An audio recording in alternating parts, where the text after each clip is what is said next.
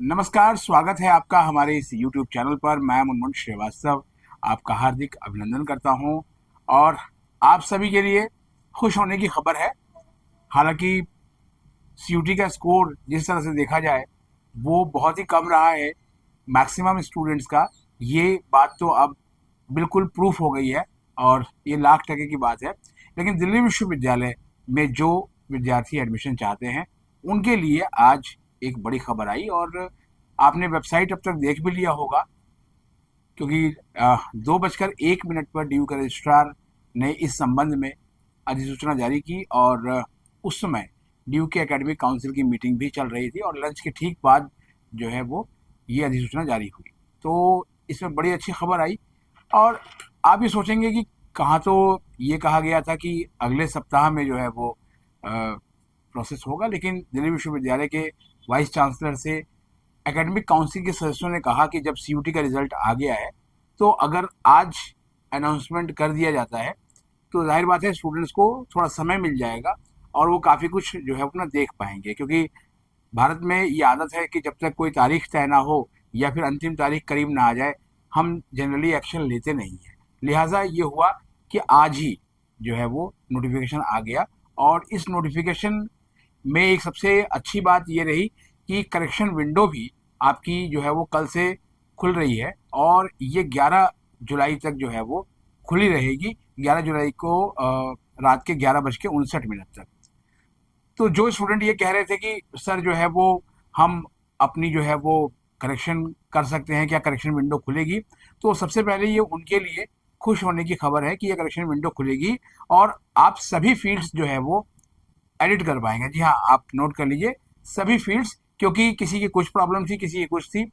एक स्टूडेंट ने जो है वो जिस समय ये एसी मीटिंग चल रही थी उस समय ही मैसेज किया था कि सर जो है वो पहले मैंने जनरल कैटेगरी से अप्लाई कर दिया था सीयूटी में और अब जो है वो मेरा ईडब्ल्यूएस सर्टिफिकेट रेडी हो गया है, तो क्या मैं उसमें सीएससीएस में रजिस्ट्रेशन करते वक्त ये जो है वो डाल दूं। हालांकि मैंने अभी तो कर दिया है, लेकिन अगर करेक्शन विंडो नहीं आएगी तो हम डाल नहीं पाएंगे। तो अब ऐसे स्टूडेंट डाल सकते हैं और जिन्होंने अभी तक रजिस्ट्रेशन नहीं किया है डीयू के सीएसएस फेज 1 पर, वो भी जो है वो 14 जुलाई को रात के 11:59 तक ये रजिस्ट्रेशन कर सकते हैं और यही दिन भी होगा जब आप सेकेंड फेज के लिए भी अपना प्रोसेस पूरा करना होगा। यानी कि जो बात कही गई थी और जिसके संबंध में आपको हमने सबसे पहले अपडेट किया था कि फेज 1 के साथ साथ जब फेज 2 शुरू होगा तो दोनों फेज साथ साथ चलते रहेंगे।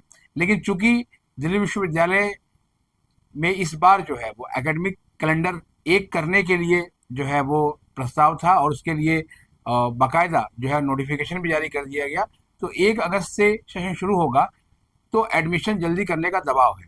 हालांकि अगर आप वैसे शेड्यूल को देखें तो ये कोई बहुत जल्दी का शेड्यूल नहीं बना है, उतने ही दिन दिए गए हैं ऑलमोस्ट सीट को एक्सेप्ट करने और वेरिफिकेशन, अप्रूवल और फीस पेमेंट की टाइमिंग में। लेकिन कुछ चीज़ें हैं जो आपको भी जानना चाहिए, क्योंकि जिन पेरेंट्स ने मुझसे कल बात की थी और आज भी कई लोगों ने जो है वो कहा, वो सब यही जानना चाहते हैं कि सर डीयू में कैसे एडमिशन होगा, ये बता दीजिए थोड़ा सा जो है वो हमें। क्योंकि पहले तो हमें सीयूटी स्कोर समझ में नहीं आया था, फिर उनको बताया गया कि नहीं देखिए दिल्ली विश्वविद्यालय में जो एडमिशन होंगे वो आपके नॉर्मलाइज स्कोर के आधार पर होंगे।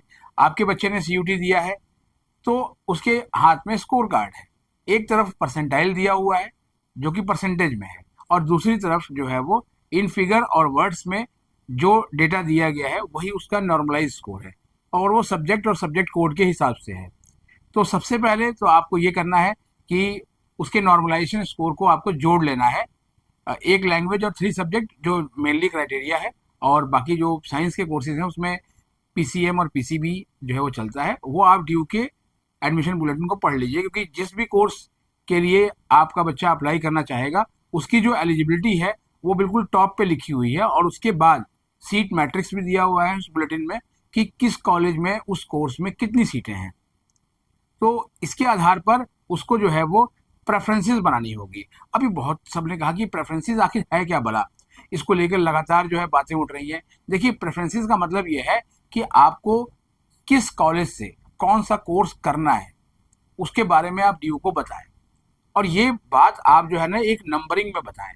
मतलब आपकी पहली चॉइस, आपकी दूसरी चॉइस, आपकी तीसरी, चौथी, पांचवी, छठी, यानी कि प्रेफरेंसेस को ऊपर से नीचे की तरफ जो है वो आप लेते हैं।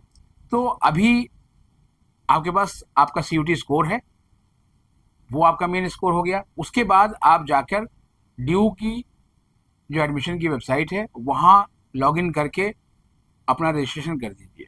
और उसके बाद जो है सेकेंड फेज जब शुरू होगा, सेकेंड फेज जो है वो 8 जुलाई को शुरू होगा। 8 जुलाई यानी मंगलवार को ये आपका CCS फेज 2 होगा। और ये सबसे महत्वपूर्ण है, मैं बार बार आपको बताता रहा हूँ।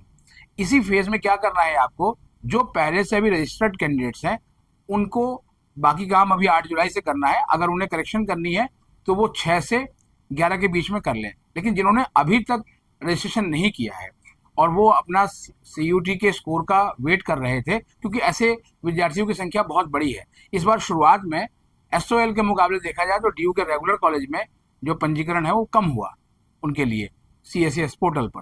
तो अब उनके पास स्कोर है, तो चाहे तो वो अभी पहले रजिस्ट्रेशन कर दें, और या फिर मंगलवार से जो है वो सीधे पहले रजिस्ट्रेशन करें और उसके बाद फिर से डैशबोर्ड पर लॉगिन करके अपनी प्रेफरेंसेस भरें। प्रेफरेंसेस इसलिए भरना है क्योंकि उसी के आधार पर आपको कॉलेज मिलना है, आपका स्कोर, आपकी प्रेफरेंसेस। इसके ऊपर जो है वो हम अलग से 1-2 एपिसोड अभी लेकर आएंगे, क्योंकि बहुत से लोगों ने कहा कि सर इसको अलग से करने की ज़रूरत है। लेकिन ये बात दीगर है कि आप ड्यू का एडमिशन बुलेटिन डाउनलोड कर लीजिए, और डाउनलोड बिल्कुल फ्री है। उसके लिए ड्यू की वेबसाइट पर आपको जाना है एडमिशन की, और वहीं पर वो बुलेटिन अवेलेबल है PDF फॉर्म में, तो आप उसे डाउनलोड कर लीजिए। और उसके बाद एक पेन और पेपर लेके अपनी प्रेफरेंसेस बनाना शुरू कर दीजिए कि जिस कॉलेज में और जिस कोर्स में आपको एडमिशन लेना है ये आपकी चॉइस है। और वहाँ पर एलिजिबिलिटी भी लिखी हुई है, ऐसा नहीं है कि आप कोई भी कोर्स सेलेक्ट कर सकते हैं। आपके जो सब्जेक्ट हैं उसके आधार पर, सब्जेक्ट मैपिंग के बारे में हम पहले बता चुके हैं आपको कि जो सब्जेक्ट आपने 12वीं में पढ़े हैं उसको आपको मैप करना होगा अपने जो आपने CUT दिया है उसके सब्जेक्ट के साथ उस पोर्टल पे। और जब आपका जो है मैपिंग हो जाएगी तो उसके बाद ही आपको पोर्टल दिखाने लग जाएगा कि आप किस किस कोर्स में एलिजिबल हैं, और जो है वो उसके आधार पर आपके जो मार्क्स हैं वो कितनी बनती है। क्योंकि जो सीट का अलॉटमेंट होगा वो आपके CUT स्कोर, आपकी प्रेफरेंसेस, आपकी कैटेगरी और उस कॉलेज में कितनी सीट्स अवेलेबल हैं, इसके आधार पर जो है वो आपका जो है वहाँ पर रजिस्ट्रेशन होगा। अब आप सुन लीजिए कि पहला फेज, सबने कहा कि एडमिशन कब से होगा। देखिए ये तो प्रक्रिया रही कि अभी आप 14 जुलाई को 11:59 तक फेज़ 1 और फेज़ 2 को पूरा कर सकते हैं। इसके बाद जो है वो आपने अपनी प्रेफरेंसेस जब आप उसमें भर देंगे, सारी प्रेफरेंसेस, जितनी मर्जी आप प्रेफरेंसेस बना सकते हैं, उसकी कोई लिमिट नहीं है। कहा तो ये भी जा रहा है कि 1559 तक जो है वो प्रेफरेंसेस हो सकती हैं BA प्रोग्राम के कॉम्बिनेशंस वगैरह को मिलाकर। उसके बाद आपको जो है वो ये आपकी प्रेफरेंसेस जो है वो लॉक हो जाएंगी, और फिर एक सिमुलेटेड रैंक आएगी जो कि शाम को 5 बजे जुलाई 15। ये सिमुलेटेड रैंक क्या है? जैसे आप ड्राइविंग करते सिमुलेशन होती है, यानी कि आप कहाँ खड़े हैं, मतलब जितने आपके अंक हैं और आपने जो ड्यू में अप्लाई किया है तो उस कैटेगरी में आपकी कैटेगरी कहाँ बैठती है। हालांकि सिमुलेटेड रैंक को लेकर एक वीडियो हम लेके आएंगे, तो उसको लेकर अभी बहुत ज़्यादा वो मत कीजिए, क्योंकि इसको देखने के बाद जो है बहुत सारे स्टूडेंट्स ने बीते सालों में अपनी जो प्रेफरेंसेस हैं उनको रीअरेंज किया, और किसी को फ़ायदा हुआ तो किसी को नुकसान हुआ। तो इसके बारे में एक अलग से वीडियो की ज़रूरत है, लेकिन चूंकि अभी इसमें समय है तो उसके बारे में हम आपको बताएंगे। और 15 जुलाई से लेके 16 जुलाई रात 11:59 तक आप जो है वो सिमुलेटेड रैंक में अपने प्रेफरेंसेस को रीऑर्डर कर सकते हैं। अब उसके बाद क्या होगा, एडमिशन कब से मिलेगा, ये एक बड़ा सवाल है। आज भी मुझे जो है कई लोगों ने कहा, और आज थकान इतनी हो गई कि शायद हो सकता है मेरे चेहरे पे भी आपको थकान दिख रही होगी, कि सीट अलॉटमेंट कब होगी।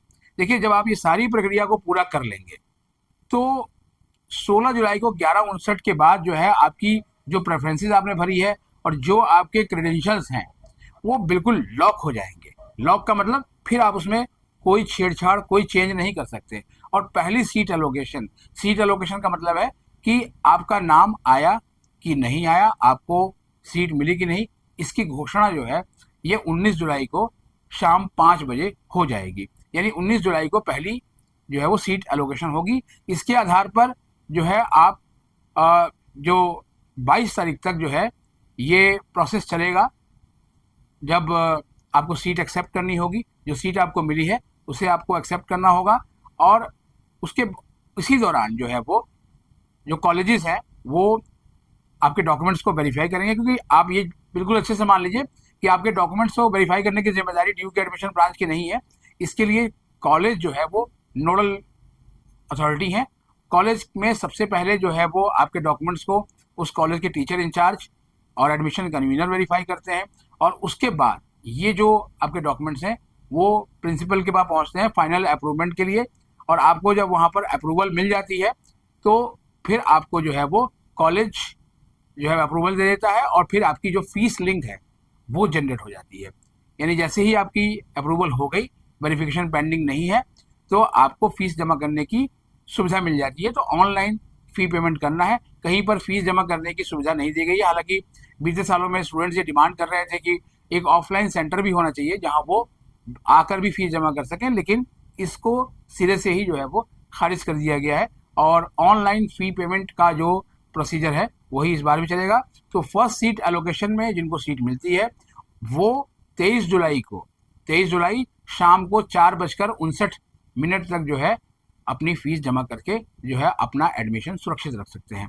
और उसके बाद जो है वो फर्स्ट में जिनको सीट नहीं मिली उनके लिए सेकेंड राउंड सीट एलोकेशन होगी, और जो कॉलेजेस हैं वो वैकेंट सीट्स के डिटेल जारी करेंगे। ये होगा 24 जुलाई को, यानी आपकी फर्स्ट एलोकेशन की फीस पेमेंट के बाद, और उसके अगले दिन शाम को 5 बजे कि किस कॉलेज में किस कोर्स में कितनी सीटें बची हुई हैं।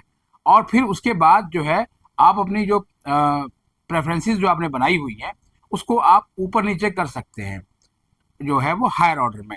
तो ये काम आप करेंगे 24 जुलाई को शाम 5 बजे से लेके 25 जुलाई की शाम 4:59 तक। और उसके बाद जो है ये एलोकेशन, यानी कि आपको सीट मिली या नहीं मिली, इसकी जानकारी आपको 28 जुलाई को दी जाएगी, और 30 जुलाई शाम 4:59 तक आपको जो है वो सीट एक्सेप्ट करनी होगी। और 28 से 31 के बीच में का ये समय होगा जब कॉलेजेस आपका डॉक्यूमेंट्स वेरिफिकेशन करेंगे और प्रिंसिपल अप्रूव करेंगे फाइनल कि हाँ इस बच्चे का सारा क्रेडेंशियल सही है, इसके डॉक्यूमेंट्स सही हैं।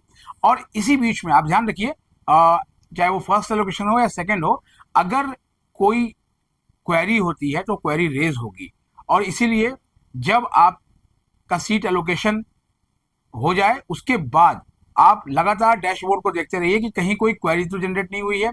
कॉलेज आपको फ़ोन भी कर सकते हैं, आपको मेल भी भेज सकते हैं, ताकि आप जल्द से जल्द उनके सवाल का जवाब दे दें। जैसे कि किसी के डॉक्यूमेंट में जो स्कैनिंग है वो ठीक से नहीं दिख रही है, या डॉक्यूमेंट्स पुराना लगा हुआ है, अपडेटेड नहीं है, जैसे ओबीसी एनसीएल के केस में होता है या ईडब्ल्यूएस में होता है, तो वो आपको फिर से कॉलेज को भेजना होगा। और 1 अगस्त, जी हाँ 1 अगस्त शाम को 4:59 तक लास्ट डेट है सेकेंड एलोकेशन की फ़ी पेमेंट के लिए।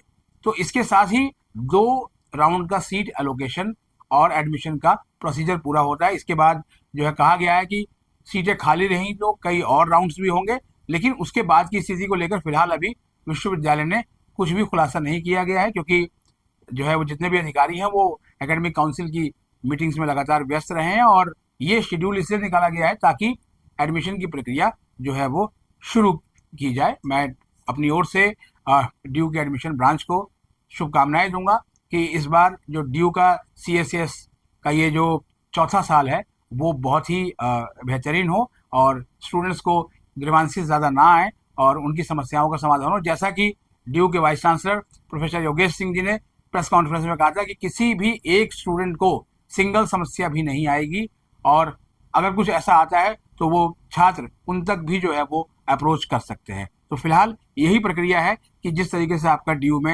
एडमिशन होगा, हम सभी उन विद्यार्थियों को शुभकामनाएं देते हैं जो ड्यू आना चाहते हैं, और इन सभी जो प्रक्रिया को वो अच्छे से ध्यान से करें, जिससे कि किसी भी स्तर पर ऐसा ना हो कि उनकी एप्लीकेशन जो है वो रिजेक्ट हो जाए।